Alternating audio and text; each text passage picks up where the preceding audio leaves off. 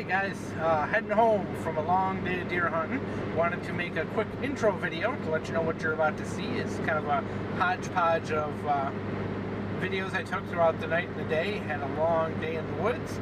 Not a very successful one, but they can't all be. But it was a good opportunity to try out some new gear and just have some fun, exploring in the woods. And hopefully you'll be able to kind of see that and enjoy. Walk in front of me. It's opening day hunting season.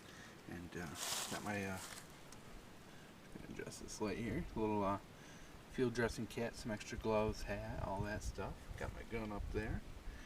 A little extra orange. Thrunite TN15. Tell you what, guys. I'm gonna be going through the woods here. Pretty much, probably about a mile in the dark. Having a good flashlight, one with a good wide beam that will last a long time, is very important. Last thing you want to do is get turned around on opening day. So just kind of wanted to share that. I'm going to be using my Thrunite headlamp, which you can kind of see moving along here, just to light up my feet. And this is going to be pretty useful because it helps you keep track of the terrain and keep on a straight line. So we're going to get heading out. Well guys, here we are on the hike. And how I do this lots of times is I'll use a headlamp. And I'm using this Thrunite as kind of a base light so I can see in front of me. And then I use the TN15, our larger light, so I can keep track of the lay of the land. Because oftentimes when you're walking, you're going to find yourself going, and it's really easy to lose track of what you're doing. Here, I can kind of use, especially, you can see, guys, these woods are pitch dark. And walking through these can be quite a challenge keeping your bearings. So to light up as much of the world as you can is really important. Now I'm following, as you can see, kind of a bit of an established trail right here. I'm going to be walking on this for about just shy of half a mile. And then I'm going to veer off into the woods probably another half mile. But as you can see, even turn this on high, even trails get grown over. So in order to, if you're walking through here, it's really easy to get turned around. So that's why, like I said, I think this Thrunite, having a good quality flashlight, you can see it's complete darkness in here.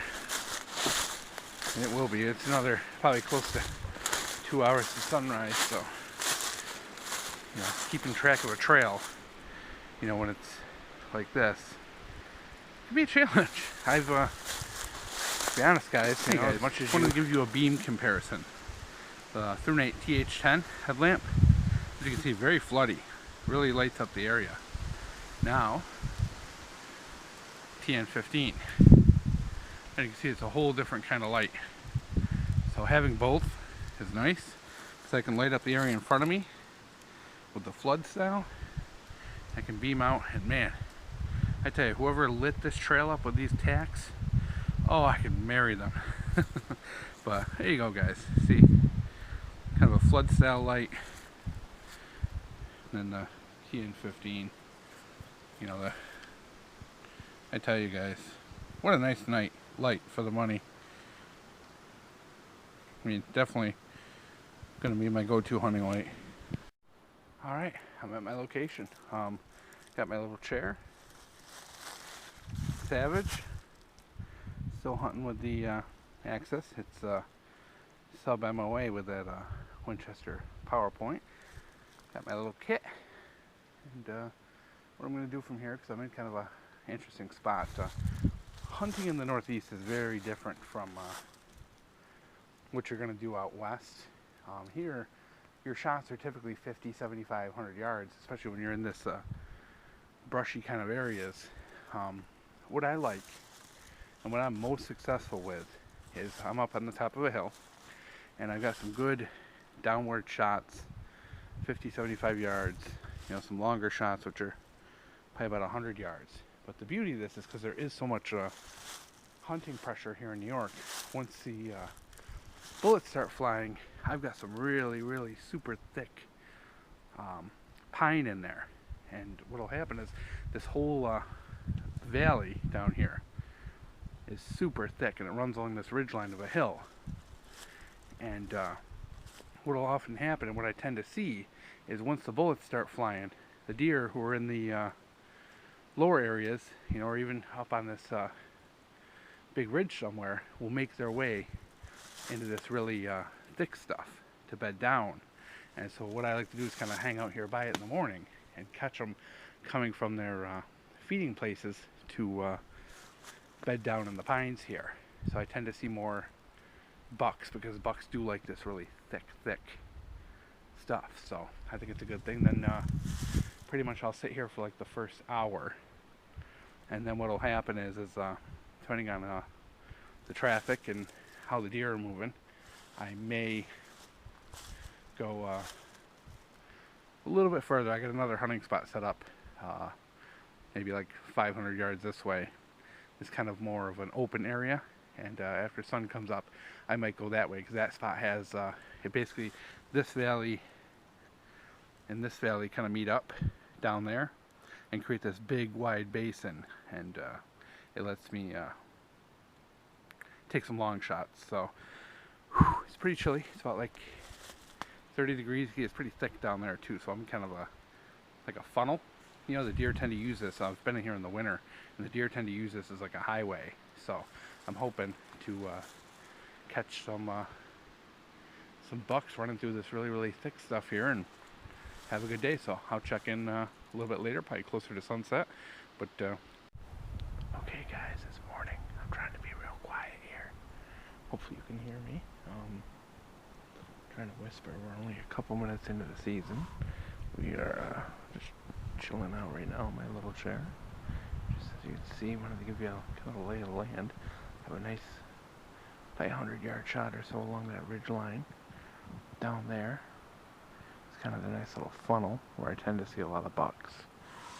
And shots in there are probably 100 yards max. Over here we got some nice hardwoods. We got some decent shots there. Lots of red squirrels this morning, which is a good sign. It's really windy, so it's probably going to keep the deer from moving a lot. I haven't heard any gunshots yet, but we're only a few minutes in. Gone are the days of eastern hunting when the bullets would just start flying like World War III at legal sunrise. So those days are gone. So I'm going to sit here. Like I said, probably the first hour. Keep an eye on this area. Keep an eye on that valley down there.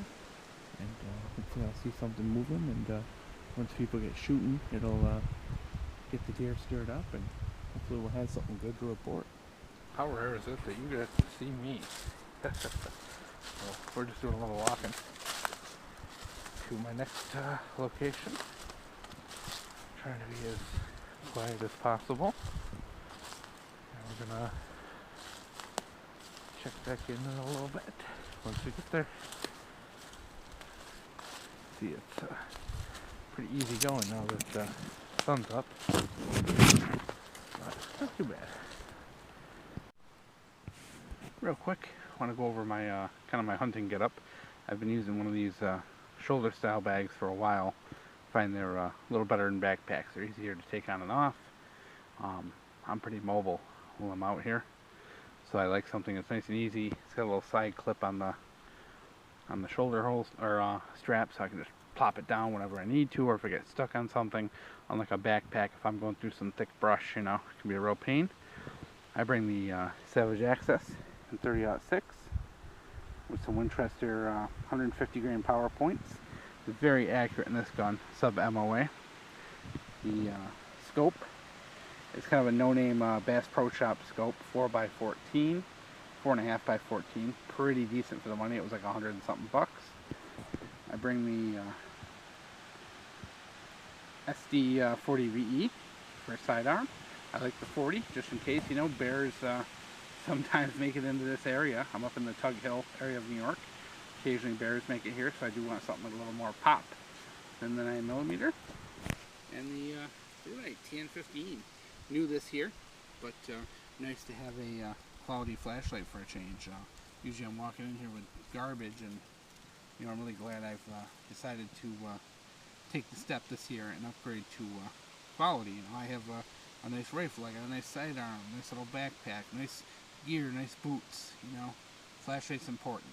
Last year, I got turned around a couple of times and got stuck in a bit of a bog. So this year, I decided I need a good waterproof light. I need something good, something quality, or if I get turned around or something like that again, I know I'm in good hands. Alright, I think it might be time to call it a day, guys.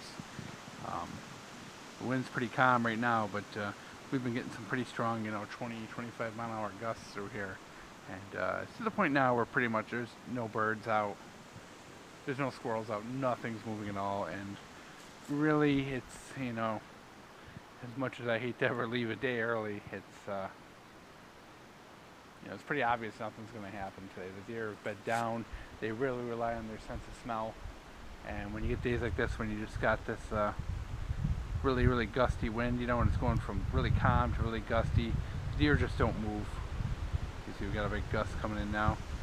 Deer just, they don't move. They just sit still, they don't bother, you know, and I could walk around all day and try and, you know, get some out of the brush, but odds of me getting a good shot at them, you know, are slim to none. So, you see, we just, you know, it's gonna win, they aren't gonna move. So, we're gonna call it a day. We're gonna head back. Try and find something helpful and useful to do around the homestead.